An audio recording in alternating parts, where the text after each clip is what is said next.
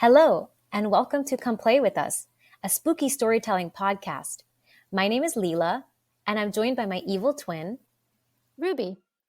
We're actually both the evil twin.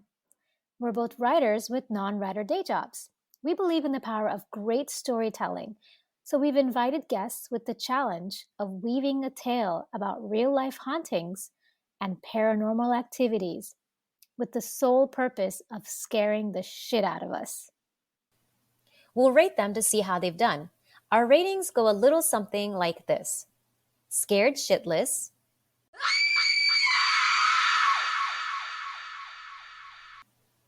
some chills, and I think I'll be able to sleep tonight.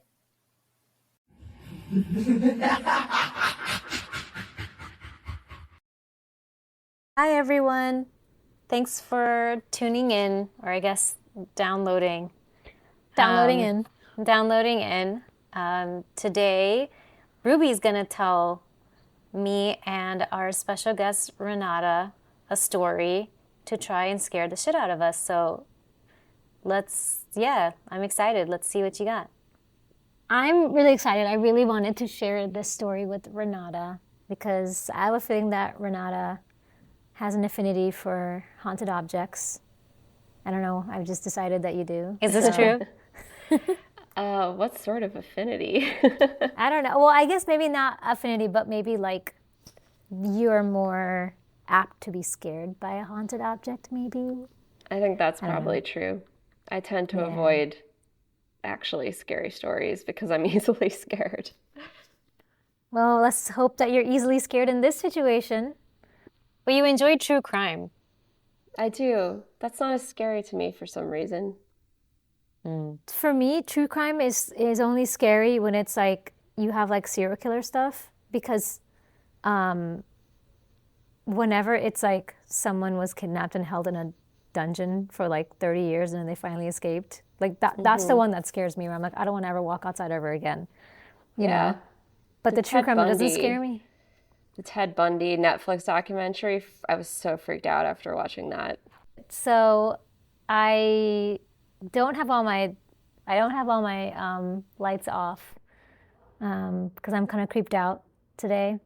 We've been telling stories and I've been reading scary things, so kind of spooked. So I just have one little lamp on with my Halloween decorations, just kind of adding to. For some reason, they're like scaring me more now. And it almost feels like it's nighttime in here with a little lamp on. What about you guys? I have one lamp off and one on, so it's half dark, and then my door is slightly open because I think I forgot to shut it all the way, and one of the cats came in to go to sleep. Is there a cat asleep right now under the bed? room? Under the bed. And Renata? I have my curtains drawn. I have my candle here. Ooh, but it's still spooky. pretty bright. Yeah, it's very bright in here. You know what? Sometimes some terror, as we've seen in some Hollywood movies, can happen in the daytime, like Midsommar. Well, Renata, I wanted to challenge myself and see if I could creep you out and scare you this time. So I wanted to tell you about Baleroy Mansion. I think it's called Baleroy. I'm going to call it Baleroy. I actually don't know how it's pronounced. But have you heard anything about Baleroy Mansion? I've never heard of Baleroy Mansion. All right. Well, this mansion is in Pennsylvania. It's in one of the wealthy suburbs called Chestnut Hill. We were actually in Chestnut Hill last year, and I think it was like our last day, we actually ended up looking it up because we were like, oh, what's haunted? That's what we do. What's haunted in this area? What's haunted around here? And we found Baleroy Mansion, and we actually drove up to it. And it's really unassuming, actually. It's just like, apparently it's a 32-room mansion, but I don't know why, I couldn't really tell. And it's kind of set up on like a rise, and there's like a lot of stairs that go up to it. And it just kind of looked kind of unassuming, but apparently it's one of the most haunted houses in America, which I feel like every haunted house story I ever tell or They all say that. They all say that, yeah. We actually Zillowed it. Did we Zillow it? Yes, I Zillowed it 'cause I got the address because we were right outside of it. I got Yeah, it's like on Mermaid Lane or something like that. I got the address and I Zillowed it to see how much the people who live in there bought it for, knowing that it's a distressed property, because those, I heard that obviously it's so hard for people to buy homes. I actually was trying to look up a database of distressed homes. I was like, I will live in a murder house, as long as I will we absolutely. if we can get a house somehow, I'll be okay with a murder house. And you can't find them that easily. They're not listed How much publicly. did it go for? Do you remember? No, I don't remember the address anymore. I would love to live in a haunted house. Like every time we look at houses upstate to buy, I'm like, this does not look properly haunted to me. I need it to look haunted. Yeah. So this is kind of like what it looks like as you're kind of driving up to kind of look at it. So it's kind of partially hidden, but you can see it's kind of on a rise. Looks like a nice house. It does look like a really nice house. 32 rooms. But it's a family of 4 that lives in this 32-room house. So yeah, each person gets 8 rooms. Yeah, 8 rooms per person. I would give 2 rooms each to my cats. You know what? Each one of your cats would have a room, so that handles 3. So yeah, we drove up when we saw it, and then as we were driving away, I was doing research on it and kind of reading out loud like my findings to everyone in the car, and it was actually really creepy. So I'll go into that. From the research that I've done, or I did at least at that time, you have the usual, right? It's a haunted house, so you're gonna have, bumps in the night, creaking, shadows, ghost sightings, poltergeist activity. But there's one really terrifying feature of all that I feel like really sets this apart from any other haunted house that I've ever heard about, which is why I'm surprised this isn't even talked about more. Because I'm like, move over Amityville House and Whaley House. It's time for Baleroy Mansion. I don't know. So the house was built in 1911. And right off the bat, it is rumored that the first owner had murdered his wife inside that house. So already it's off to a pretty haunting start. But the real story of the Baleroy Mansion starts off in 1925 when 2 little boys named Stevie and Mead went by George Mead Easby, but Mead and Stevie were 5 and 6. Stevie was 5 and Mead was 6, and they moved into the house in 1925 with their parents. They were descended from like prominent figures from the birth of the U.S., including like the first settlers to arrive here, or at least arrive in Pennsylvania from Europe. So when they were young, shortly after they moved into the house, they were playing on the front lawn of Baleroy Mansion, and there was this beautiful fountain. It's called a dolphin fountain. I'll show you a picture of it. I'm not 100% sure why it's called a dolphin fountain, because I haven't actually. It doesn't look like there's a dolphin anywhere.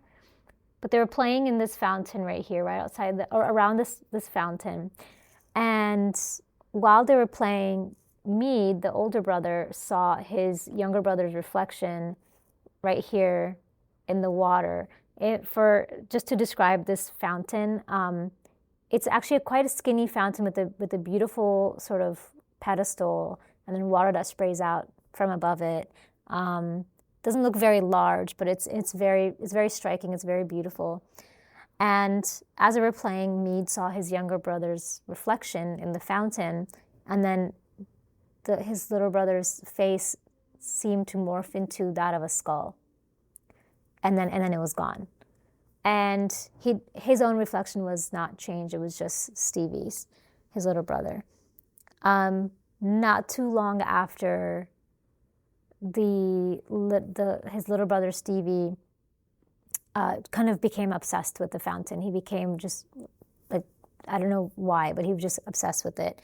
And Mead actually wrote an autobiography later in his life. It was unpublished, and it was called My Uninvited Ghosts. And he said that he had been just terrified of this fountain, but his little brother was obsessed with it. Soon, his little brother started complaining of headaches. And so they moved him away from the house to go and live with his nanny. And he would just sit and stare for hours every day at a photograph of the fountain. Eventually, he died of a blood clot in the brain. So that was, I'd say, the house had claimed its first victim, and it was little Stevie Easby. Sometime after his death, there was a portrait of Stevie on the wall that fell off by itself and smashed against the ground. And when they looked at the kind of investigator observes the portrait, the picture wire and the hook were still intact. So they had no idea how or why this picture had fallen off. But also, not too long after his death, Mead saw his brother's spirit standing in front of at the foot of his bed, and then disappearing. So sightings of Stevie kind of become the norm in this house. A man who was hired to do restoration work on the mansion was working on the front lawn near the fountain when he looked up into one of the windows and he saw a little boy with blonde hair looking out at him. And here's a quote from the man. He said, "He had his hands on the sill and was looking down toward the yard. I said to my buddy, 'Look at that little kid.' Then it just faded off, and my buddy said, 'Man, that was really strange.' And the buddy never returned to work there again. He was like, I'm not I'm not dealing with these ghosts." People who worked in the mansion had reported sightings of Stevie, the little blonde boy, and always felt like they were being watched while they were working in the house. As I mentioned today, the house is occupied by a couple and their 2 kids. They've also sighted the little boy walking around the house. It'll be like late at night and their children have already gone to bed, and then they'll see like a little boy kind of like scamper by. The woman of the house, she has seen Stevie reflected in a mirror before, and then when she'll turn around, he'll be gone. So they've just kind of gotten used to it, basically. But of course, Stevie's not the only ghost in this house. Otherwise, it wouldn't have the notoriety that it does. The current owners have reported hearing cars coming up and down the driveway, but when they look out the window, there's nothing there. The house plants are constantly dying. They can't keep a house plant alive in that house. And their motion sensor alarm in the foyer goes off in the middle of the night, even though there's no one out, walking around. Those are some plant-hating ghosts. Those are some plant-hating ghosts for sure. Let me see. I have a couple of pictures here. Let me show you pictures of. So here's Mead and his little brother, Stevie, who passed away. He was that young when he passed away? He looks like a toddler there. He passed away a few years later. He just kept getting ill from headaches. I think the headache started after that fountain episode, and then he started getting ill, and then he passed away of a blood clot. And the current is set. Here's a picture that is apparently the current owners found a photograph in the house after they moved in of someone having purportedly taken a picture of a ghost. So it's like there's like a banister, and you see like this white shape kind of form kind of moving past it very quickly. Almost looks like they're just kind of leaning over looking. It could even be just... Yeah. Yeah. So I'll go a little bit more into some of the other hauntings in this house. So when Mead was a teenager, he'd kind of gotten used to all the paranormal activity, not just his brother, but some of these other sightings and events that were going on. So when he was a teen, they were having a tea party in the basement, and he witnessed an explosion, and a prominent, respected minister was actually hit with a flying teapot. And then sometime later, Mead was putting on a puppet show, and while he was, putting on this little puppet show, he noticed that people were getting horribly frightened, and he couldn't figure out why, and it was because some members of the audience were saying that one of the faces of the puppets had started to morph into a skull. So it's like this like vision that just keeps recurring in this place. It's like a vision of death, or like a portent of death, which makes a lot of sense because I'll tell you why. Eventually, so Mead stayed in this house basically until his death. So he just lived in this house for like his entire life. So eventually in 1961, his mother, Henrietta, passed away. And the sightings and the activity seemed to increase after her passing. She is known to haunt the mansion. Another ghost is an elderly woman who is believed to have once lived there, who has a cane, and she's known to accost people with her cane. His father died just a few years after his mother. He was very very serious, and was very much about, just didn't seem to believe in any of this stuff. But after he passed away, Mead found a note that his father had left him, and the note said, "The ghosts are here, don't be afraid." So he just kind of embraced it. He's just like, look, I live in a haunted house, and he just embraced it. And so he would like invite people to his home. He would invite mediums and psychics so that they would witness kind of what's going on. And one of the rooms that he used to bring people to was known as the Blue Room. And I've got a picture of the Blue Room right here. This is called the Blue Room? Yeah, so Can you describe it? Yeah, it's like a little sitting parlor. There's blue curtains in the windows, a beautiful chandelier, the original wood floor with the rug. China antique cabinet in the back. chairs, Yeah. Very tasteful room. Very tasteful. The blue parlor, because it has blue curtains. Yeah, I was wondering why it was called the Blue Room, because I was like, it's not really blue, but there's more. So the Blue Room resides deep within the mansion. It's a drawing room, and it also is the home of the Death Chair. The Death Chair is a 200-year-old antique chair that it's a sort of like a faded light blue upholstery with like a floral pattern. Actually, I'll show you a picture. I believe that this is the Death Chair right here. Okay. It looks like something your grandma would have. My grandma would have. So yeah, it is said to have once belonged to Napoleon, and that this chair is cursed. Whoever sits in this chair will die. They believe that there is a ghost of a woman, either named Amanda or Amelia, who may have once owned the chair, and it appears that if you are anywhere near the chair, Amanda will appear, and she will invite you to sit in the chair.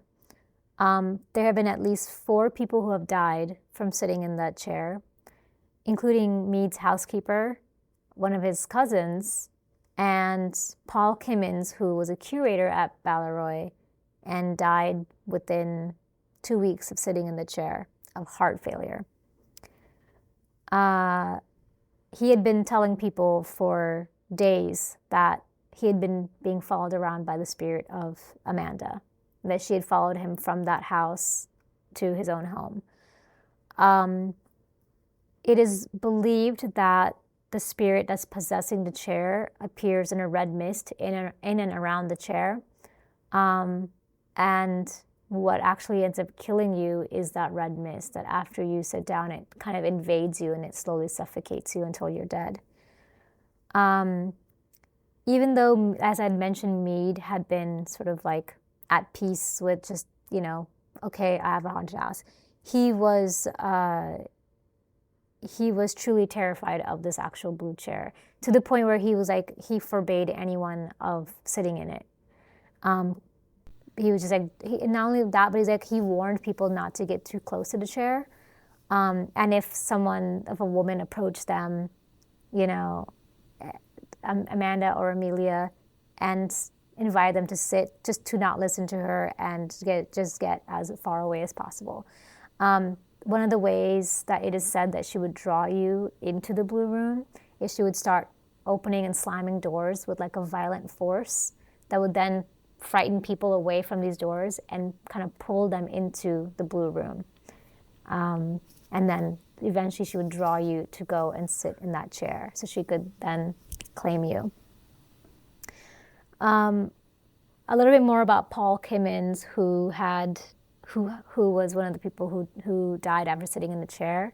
I did a little bit more research. I wanted to know more about him because, to me, it was actually really creepy that someone who's just basically like kind of like a tour guide would like, we've visited like haunted houses, and you'll hear the tour guides be like, I once saw a spirit. But the fact that there was a person that like was killed by a spirit in the house, I was like, okay, I need to do a little bit more research. So apparently Paul Kimmins had never experienced anything paranormal. So I don't know if he really believed in anything paranormal, or if he was a skeptic, or if he was like, whatever, and he just worked in this house. So I thought that was really interesting, was that for the years that he was conducting tours of the property, that he had never experienced anything until he did, So what he had been doing was, the fateful day that he sat in that chair, he had been escorting a medium around the house when he saw a mist hanging in the stairway. Afterwards, he called the medium, like that night, and he said that he had seen the ghost of a woman sitting in the backseat of his car when he was driving home, and that she continued to haunt him. He would wake up in bed and she would be floating above him, and she would appear out of nowhere anytime he turned a corner.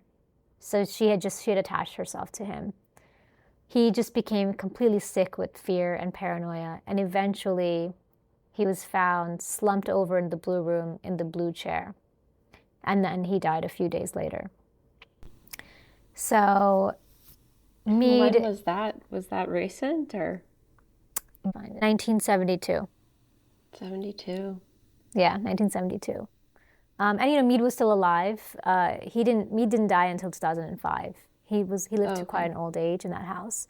This guy was a tour guide? Yeah, well, he was a curator, but he also like led tours of the house, and he was taking around a medium when this happened. So Mead, after this happened, he invited another medium to come in and do a seance to figure out what was going on. So here's a snippet from a local website in the Chestnut Hill area that was talking about what happened. So it says, when they were having the seance in the blue room, those in attendance were asked to sit with their feet flat on the floor, palms upwards. The lights were put out except for a small candle on the table in front of Richardson, who was the medium, who channeled multiple ghosts for almost 3 hours. Richardson saw a vision of Amanda and sensed a disturbing presence in the cellar beneath the blue room. Years later, a different psychic advised the current owner of the house to sage the left corner of your basement immediately to cleanse the area of evil spirits. But the new owners did not descend into the cellar and to confront whatever or whoever might lurk there. After Mead's death in 2005, most of the antiques were sold off, so there are no current known whereabouts for this chair. I actually tried looking it up to see if anyone bought it. I can't find anything at all about this chair.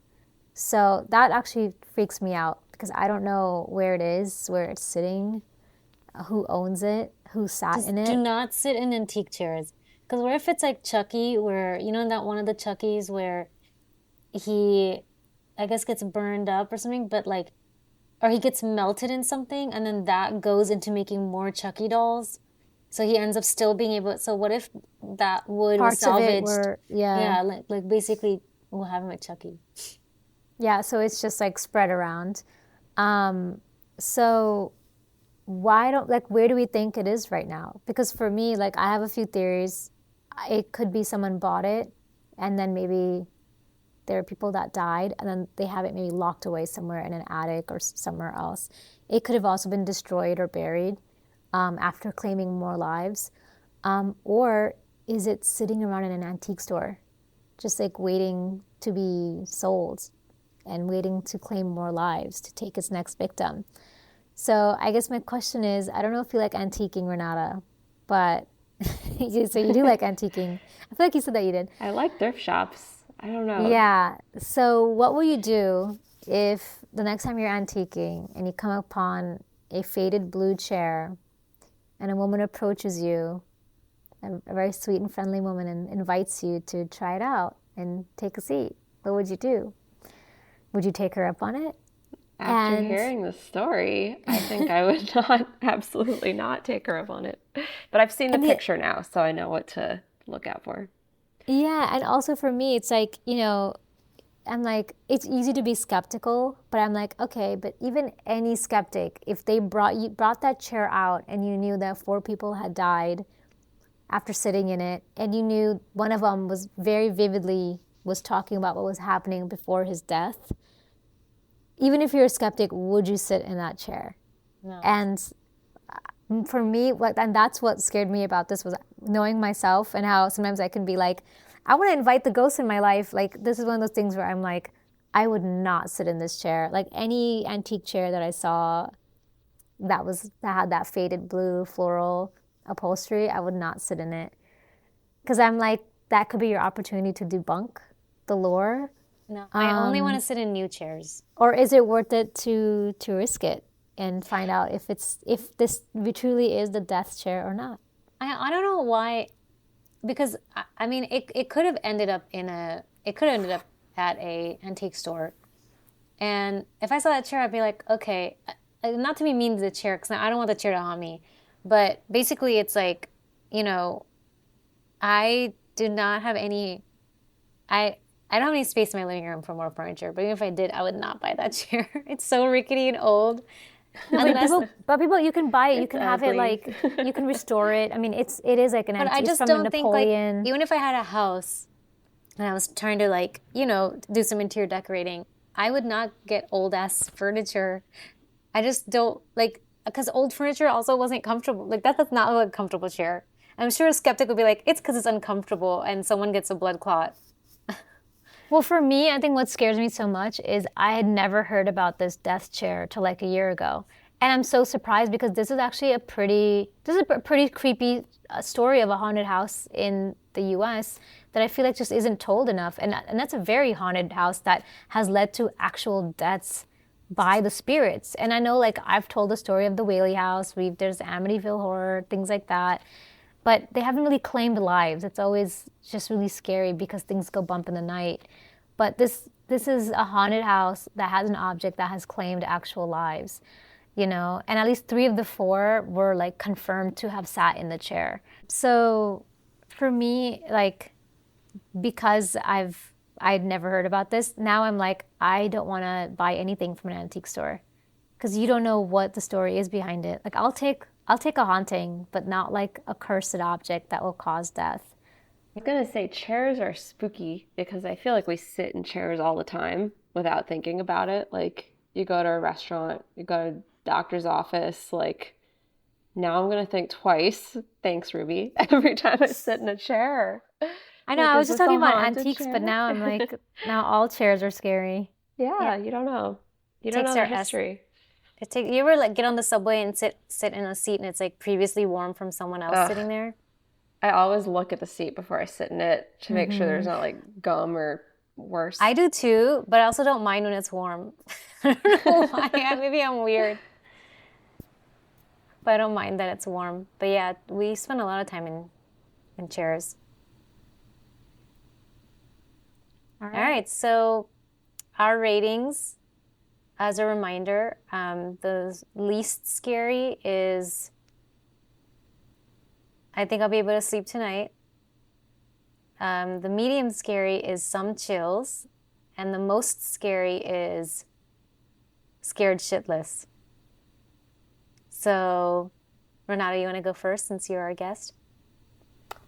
Sure. I think my rating is between some chills and scared shitless. I think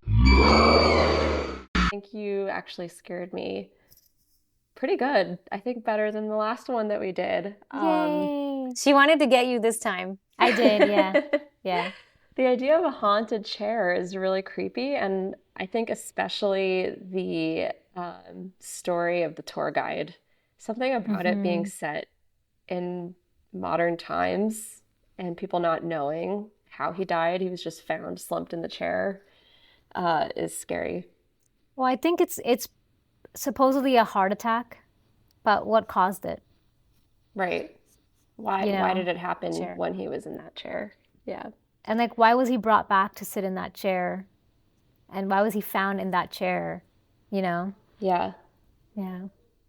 That to me was creepy because all the other stories, like, I couldn't find like what happened to his housekeeper, his cousin, but this one, and I don't know who the fourth person was, but with like this person, there is like a full account of like what actually went down with him, and yeah, and it was recently quite modern. It was 1972, so up Yeah. until 1972, it was still claiming lives until basically Mead was like, okay, no one's gonna sit in this chair. I don't care who tells you to sit in it. I don't care what draws you into this room and towards this chair. Like, do not sit in it. But its whereabouts are unknown. I actually was like looking it up, and I found something called. There's a website called Ghost in My Machine, and I think that they actually like track haunted objects, and it was like current whereabouts are unknown. And I was like, Yeah. ooh, Maybe it's where in is the it? Ed and Spooky. Lorraine Warren Museum. It could be. Who knows? I'd like to go and visit that sometime. Yeah. It's probably like in an antique shop in Beacon. I know. I feel like it's in Beacon Yeah. Yeah. It's in Beacon. or Hudson. Yeah. Yeah. I'm gonna go with scared shitless, which I think is the first time, Ruby, I've given you that rating. No, you gave it to me for the haunted Elsa doll.